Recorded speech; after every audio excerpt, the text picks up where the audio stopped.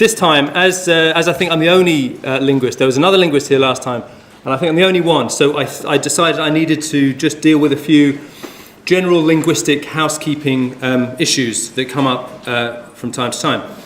And these are the three I've chosen. These are things I keep an eye on social media and see what people are talking about from a language perspective. And Ruth comes up a lot.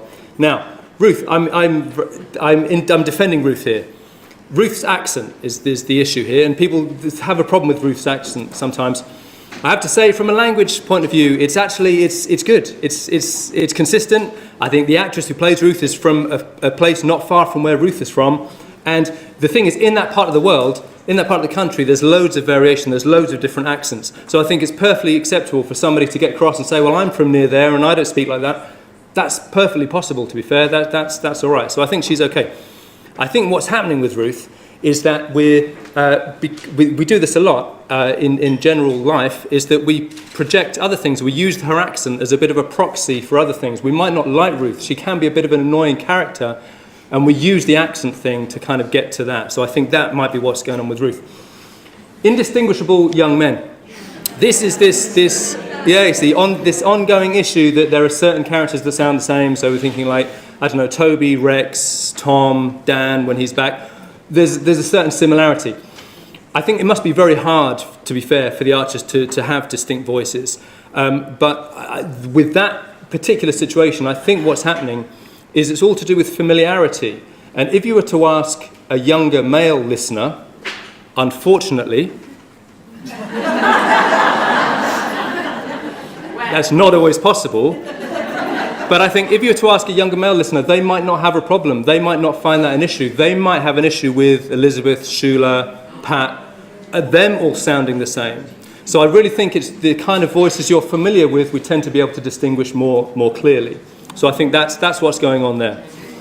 Now, this one is actually a little bit more serious. And I got into a bit of a discussion on the Facebook group about this. But I think it's important. And what it is this creaky voice is this voice characteristic of characters like Lily and Pip. And it's this kind of croakiness, creakiness at the end of sentences. Now, this is a phenomenon among all, spoken language, spoken English in particular, that young women are being picked up for the way they speak in this kind of creaky voice. The fact is, everybody has creaky voice to an extent. It's actually a real characteristic of upper-class British men. When I give lectures about creaky voice, I always use the example of, on the one hand, you've got people like Kim Kardashian, Britney Spears. Now I'm going to start actually using Lily from the Archers and Pip from the Archers. They have creaky voice, but so does Jacob Rees-Mogg. So does Bradley Cooper, the actor. Funnily enough, everybody does it, but the only people that get picked up are young women. And it's just another way to criticize young women. It's no different from magazines saying young women, the way you dress is bad, or body shaming, all of those things. It's just another way of doing it. So, and it's not damaging. People say it's damaging for the voice. It categorically isn't, because there are some languages which actually have creakiness as a linguistic feature. It's part of the language. It differentiates certain words. So anyway, so that's the kind of issue that we've got to be careful when we start criticising people's voices, because it's always about more than the voice. It's always about more than the accent. It's what's behind the accent. Anyway, so that's those dealt with. On to the Grundys. Right. What this isn't, so I'm talking about the male linguistic family case study of the male Grundys. What this isn't about judging the actor's abilities and consistencies. Obviously, it's not judging it against a genuine Borsetshire accent for fairly obvious reasons. We don't explicitly say this in this room, but there are reasons why we can't categorically say this is a Borsetshire accent. So I'm not about that. I'm kind of more about the idea that this is what's being presented to us as the complete picture, so we can talk about it in the way that everybody's been talking about things today. So we need to do a bit of linguistics though, a bit of phonetics. Now, in terms of what accents actually are, accents are really just variation in the sounds of language. We talk about dialect. Accent and dialect are two different things. Accent is actually part of dialect, but it's specifically the sounds. Dialect is about grammar and words as well, but accent is specifically the sounds of language, and it's how they vary. most accent differentiation is carried in the vowel sounds. It's only the vowel sounds that vary, really. Some consonant sounds, but mostly vowel sounds. And it's only very small differences. It's only a very limited set of sounds which carry accents. We think of accents being very different, but it's only actually a small set of subset of sounds. And we're going to need to do a bit of phonetics. So, what this is now. If you were here, I think the very first one, I think someone I know, Will Barris, did a really nice talk about accents, and he might have showed you this diagram. And what this is an abstract representation of the oral cavity. Vowels, we can differentiate vowel sounds depending on where they're produced in the mouth. This is like an abstract realization of, imagine a face and profile facing that way, and that's what's happening. So kind of nose going that way. So and we give all the vowels names. Now you can demonstrate this by, if you look at those two up there, you've got the fleece vowel and the goose vowel. If you say the fleece vowel, E, as you say it, just say E, like that, E, like a long one, like that, E, right? Okay, think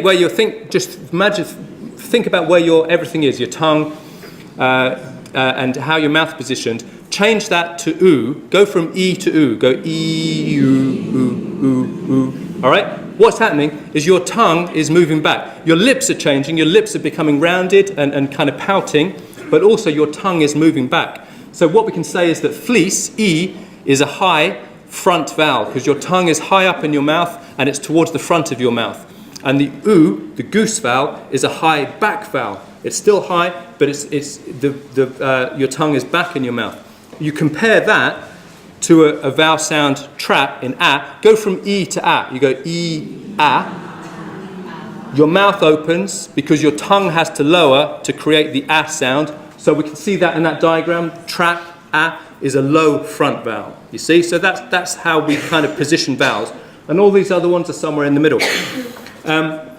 Incidentally, this is based on a particular accent itself, this diagram, because if you look at the Bath vowel, of course, with Bath and start being in the same place, my accent, I'm from Hertfordshire, a lot of you would have similar accents, Bath and start be the same vowel sound, but if you're from the Midlands, anywhere from the Midlands up, of course, Bath becomes like the trap vowel.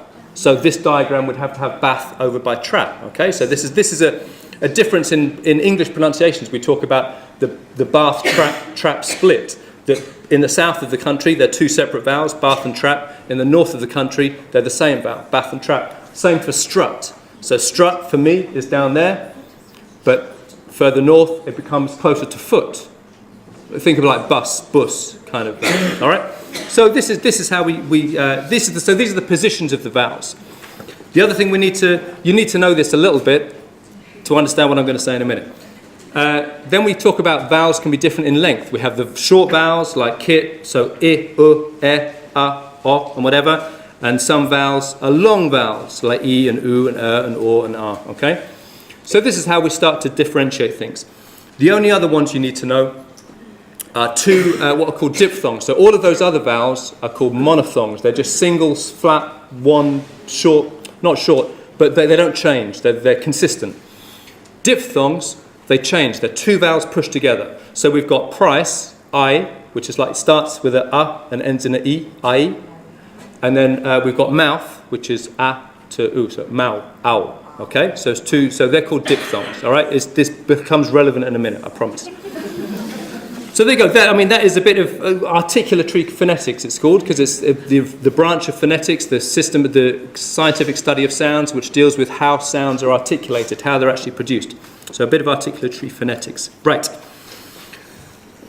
Now, the reason all this is interesting is that the way we speak and the way the accent we have plays a very important role in the performance of identities. So this idea, and if you were here last year, if you remember that, I spoke about this in terms of performing identities through accents. So the way the Archers uses speech in order to perform a rural identity or an upper class identity, all of these different things. And I also said about how we understand this as listeners. It's a shortcut. These kind of stereotypes are a shortcut to understanding a character, which we can do in TV. You just show the character. You want to show them to be posh or a baddie or whatever, you can create that visually.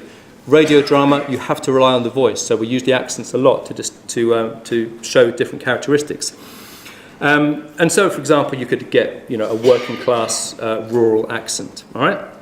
Now, I want to look at the Grundys because the Grundys, if we were doing a proper sociolinguistic study, which is what this is, sociolinguistics, the interaction between language and society, you'd look for a family like this to start to look at how language changes over time. Because your ideal situation is when you have a family who stayed in the same place over generations, and the idea is that, so in this situation, if you look at the difference between the way Joe speaks to the way Will and Ed speak, or then even better, lower down like George and Jake, and I know Jake isn't, but for our purposes he is, because accents are purely social, there's nothing genetic about accents.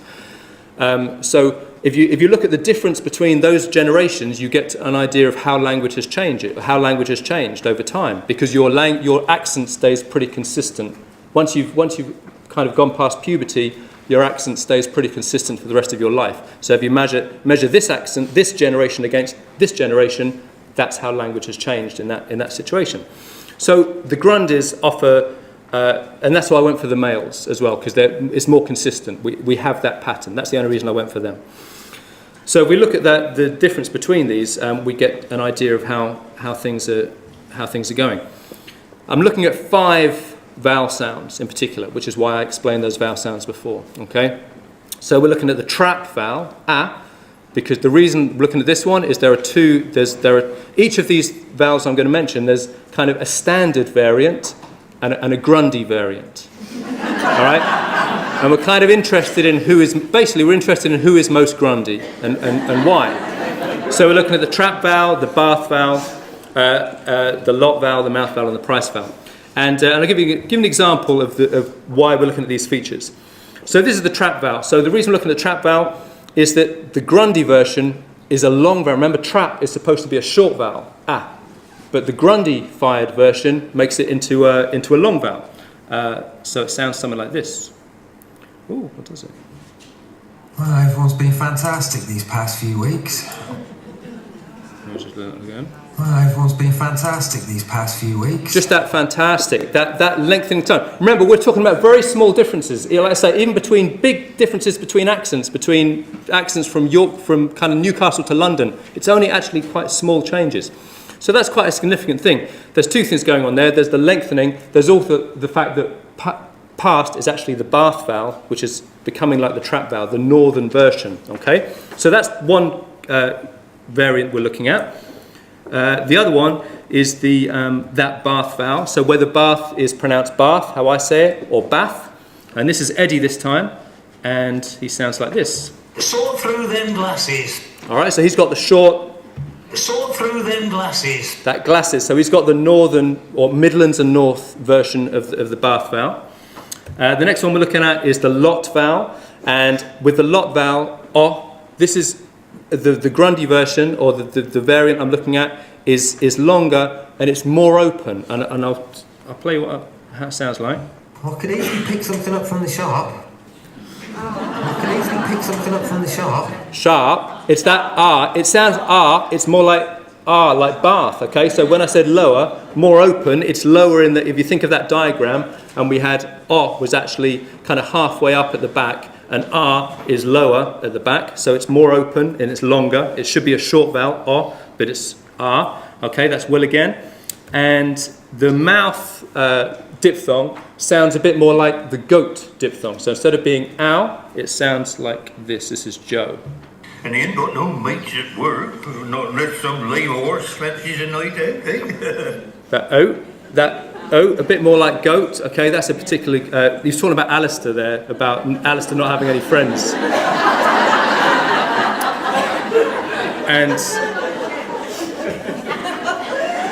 And the last one is this price. The price diphthong sounds a bit more like choice, and this might be sound like a real stereotypical kind of rural feature.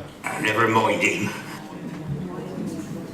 Never mind him. Moin, that moin. So what we've got are these. So what I'm saying is, for each of these features, for each of these 5 vowels, there's a standard form and there's a Grundy form. And this is basically what we do. This is what I spend my life doing: is listening to, not for the archers all the time. I wish, but I can't. Anyway, But this is, we're just counting stuff. We just spend a lot of time listening to sounds and saying, is it this or is it this? And we count it, and we do a lot of statistics. This isn't quite as sophisticated, I must admit. When I say I spend all my life doing this, all my time doing this, I do it in a slightly more sophisticated way that I'm just about to show you. But anyway, this is a sort of all this is. This little table just says. So, for example, if it's got a tick, it means they do this all the time. When I say all the time, this is from the kind of sample I listen all the time, and I kind of collected some to analyse properly, some fairly recent episodes. It's quite interesting to see actually when the Grundys come in, because they had obviously a big. I got most of this actually from when Nick died, because there was a lot of Grundy action. So what it says is that under that column for the trap vowel, you've got, if it's a tick, they use it all the time, the Grundy version all the time. If it's a cross, they never use the Grundy version. If it's a tick and a cross, it's mixed, because most of us, we do kind of mix things. So from that, you can see that the least Grundy accent is Jake. Now, again, I know Jake isn't a Grundy officially, but he actually moved in. He was very young. He was quite young. Him and Mia were young when they moved in, and I know he's gone back now to his dad, but he was still part of that family. So the least Grundy person is Jake, or the next least Grundy person is Ed, and the most Grundy person is Will. All right. Now that's a little bit odd. We wouldn't maybe expect that if we were looking at this properly. But there is another Grundy who is more Grundy than all of them. But unfortunately, she's not a male, so it doesn't fit into this nice pattern. But it is Mia. Mia's very Grundy. Okay, she has all of these things. So she has what Will has, but also that one that Will doesn't have, that mouth, vowel. She has that as well, and I'll just give you a little example of what. And she has, not only does she have them, she has them quite extreme ways. He's full of chat. He's full of chat. Okay, you could also do a dialect study with her as well. That I'll kind of hymn, using hymns there. So she's got that long trap vowel, and she's also. No time for boys, all right. Okay, so that real kind of diphthong there. So that's the. So she's got that trap one, very long trap one, and the price very much the Grundy version of price. So the question is why this pattern? And again, so I'm not. This isn't a dig at it at all. It's this idea that this is what's being presented. This is the finished product, and that's what we're working with. And whatever accents have come about, that's what's been decided is for us, and that's what we're listening to. So it's looking at a study of that. So why this pattern? The strength of the Grundy accent, what we'd expect, what it should be, is it should be that Joe is the strongest, and it would reduce. This is what's happening certainly with dialects across the country. Accents are still strong, but there should be some change, and you would expect some difference between generations. We know that we don't speak in the same way as our parents or our grandparents, or you know that your children or your grandchildren speak differently from you, and even if you're from the same area, the accent is changing. That's what we'd expect, but in reality, we've got Mia with the strongest accent, and then Will, and then Joe and Eddie, and then Ed, and then Jake. So, how can this be? I think in terms of Will and Ed, I think we could interpret that with the idea that perhaps Will is more settled and stable and has had a more narrow life experience. If you think back to their history, the accent we acquire, we acquire the accent that's around us when we're growing up. But of course, the experiences we have and the people we hang around with all have an influence. And Ed, we know, has had a much more varied upbringing, a much more varied kind of teenage time anyway, and since then. Also, I would say Will isn't trying to better himself so much as, I'm not saying Ed is, but I think Emma might be. And so I think there's maybe that influence. You could imagine that Ed gets picked up on for certain things he says by Emma perhaps. So there might be something going on there. In terms of Will and Will versus Eddie, why is Will strong? This is the weird one. Why is Will stronger than Eddie? I think it's the difference between Will and Ed isn't, okay, brothers, that's fine. You can imagine you've also got siblings. I've heard it before that you speak differently. Again, different groups of friends, whatever. But it's a bit odd that Will should be stronger than his dad and stronger than his granddad. And I think this might have something to do with Will's role in Ambridge, in the society. I think compared to a lot of the characters, he knows his place and he's quite happy with his place.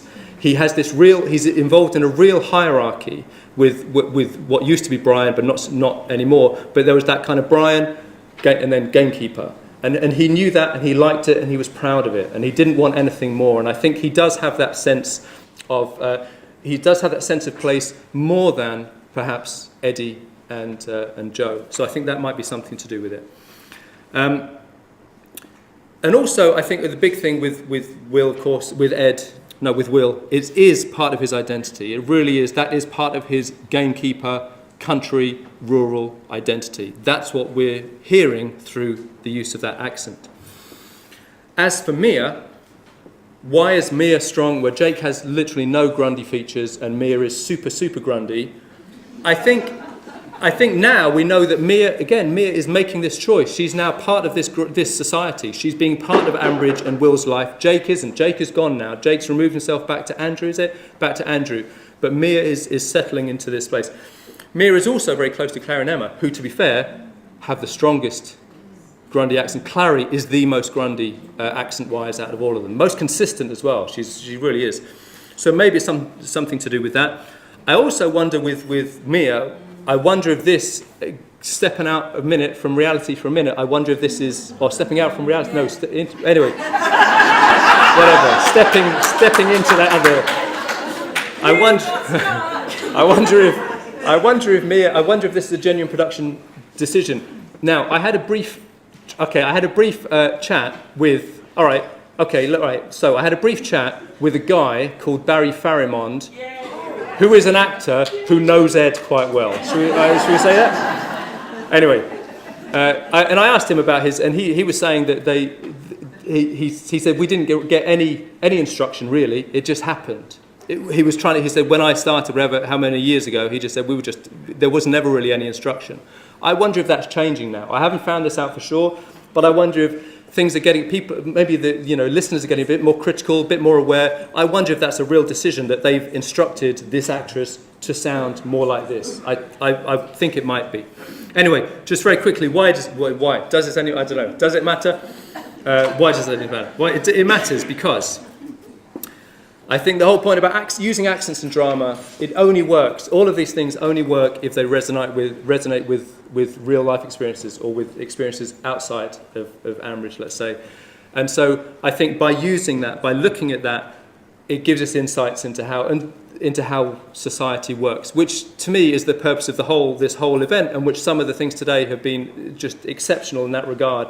It's just people using their expertise in one field to let us, view society through the lens of Ambridge, which I guess is through the lens of the Archers, which is what we're all trying to do. So I think by studying accents in this way, it gives us real insights into society in general. I think on a negative side of things, the problem is they reinforce these stereotypes, and some of these stereotypes are damaging. This is what I touched upon a bit last year. This idea that there are a lot of stereotypes involved with accents. There's no linguistically hierarchy. There's no linguistically justified hierarchy of accents. No one accent is better than another. It's all social baggage. It's all socially acquired stuff where we put some accents seen as prestigious and other accents are seen in a negative way. So it reinforces those. So that's maybe not so good. And also importantly, the last point, it reminds us of the link between accent and identity. And this link is very strong, and it's important to remember that criticism of language, like I said at the very beginning with regard to Ruth, criticism of language is always about more than language. Criticism of language is always just a proxy for some other kind of criticism, be that a class-based thing, being a snobbery-based thing, being I'm cleverer than you, all of those things. So I think we have to be very careful. But it does, looking at accents like this in Ambridge, in the Archers, does kind of give us some insights into that and gives us a bit of ammunition to maybe challenge some of those prejudices. And there we go.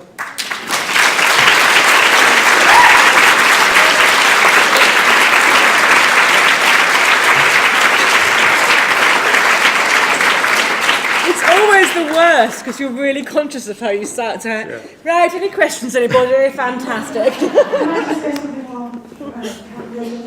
I just wanted to say about Alice and her creaky voice, because what's interesting is that her voice is getting more creaky.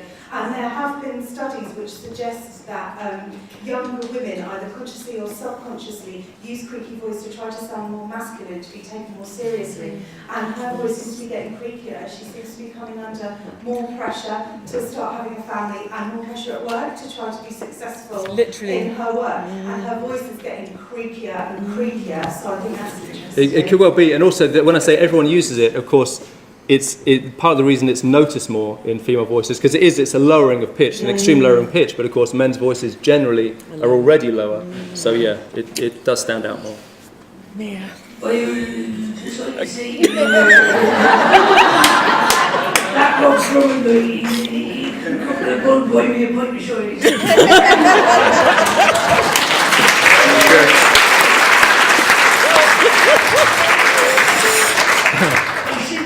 Drummond better than Barnaby.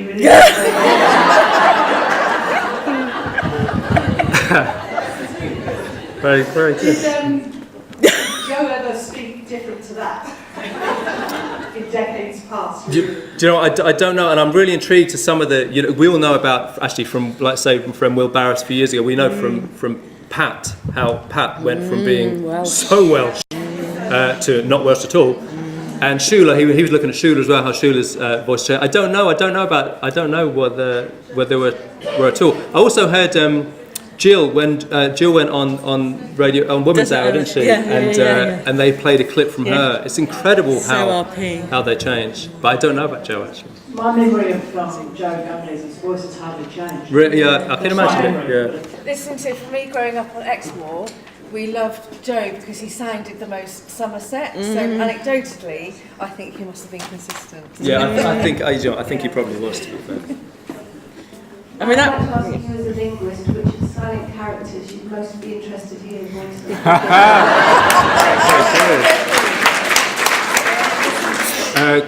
Sabrina.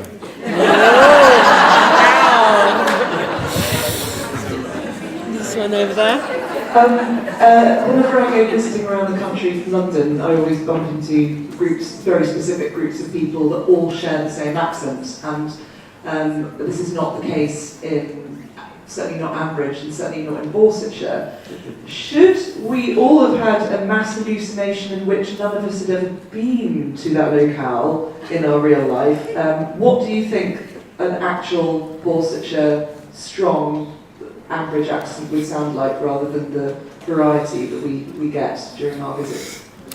Yeah, that's a good question. I mean, I think last time I spoke about how the rural accent wasn't quite accurate, and I think we just have to presume it would be, knowing roughly where it is, I think it has to be something around that kind of, Gloucestershire, Warwickshire, where were we? Worcestershire, sorry, that kind of accent. So, yeah, I don't know. I think there are features of it. I don't think if Borsetshire were where we think it is, I don't think anyone's consistently kind of nailed it. I just wonder if not much thought was given to it at the beginning, and you can't suddenly change everything, and so I don't really know what's happening. But I think with the younger characters sounding similar, I mean that's a pretty consistent with what's going on elsewhere, I think.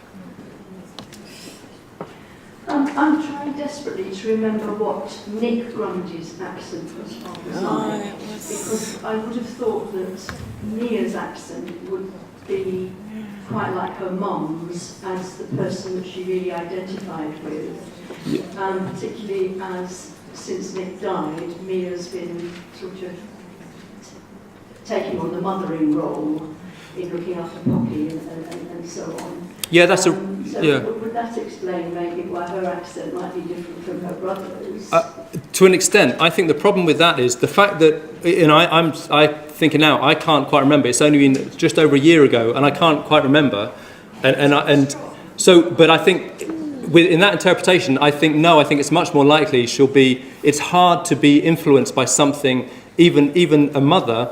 I think the influence of Clary and Emma. I think Clary in particular, I think that's what's going on there. In a sense, you can always read too much into this, but I would say it's that kind of taking on that mothering kind of nurturing role, and she's seeing Clary as this role model. And Emma, and to be fair, that relationship between Emma and Mia, and that lovely, we were talking about that before, that lovely conversation they had, a while ago.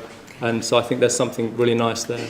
I'm sorry, Rob, you're absolutely wrong. There's absolutely nothing that can be taken too seriously about this. This is really serious. Very serious. This whole thing is based on people reading too much into it. If you can't read things into that, then what are we all doing here? Sure. Right. I may be misremembering this, but wasn't there a naughty Grundy who lived further south? Oh, yeah. Wasn't he Bristol? Yeah, he came up fairly recently, didn't he? He was accused of stealing the money from That's it. I can't remember. I can't. Yeah, he was. Yeah. Yeah, and I can't quite remember how it sounded, but yeah, there was. Cool. There's some person that you met that knew the actor. Yeah. That you met that knew. What was his normal voice like?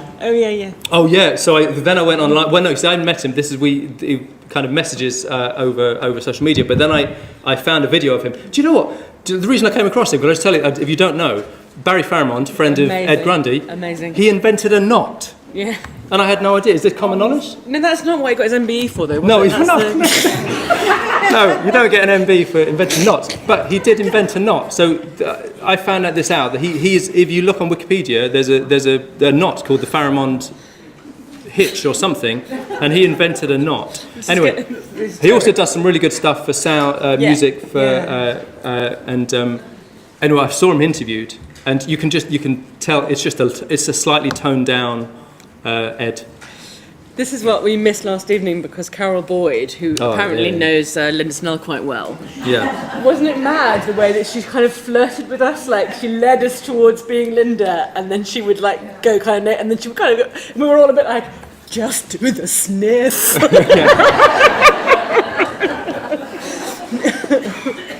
like to ask you about the change in accents of Clary Grundy.